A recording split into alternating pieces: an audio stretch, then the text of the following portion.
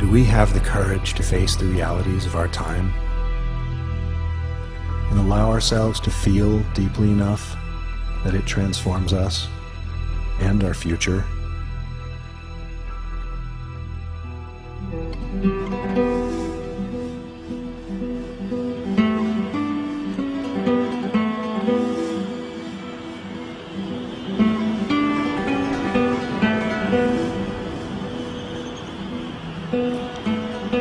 Come with me on a journey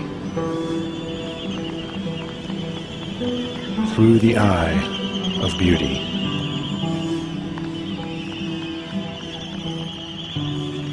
Across an ocean of grief.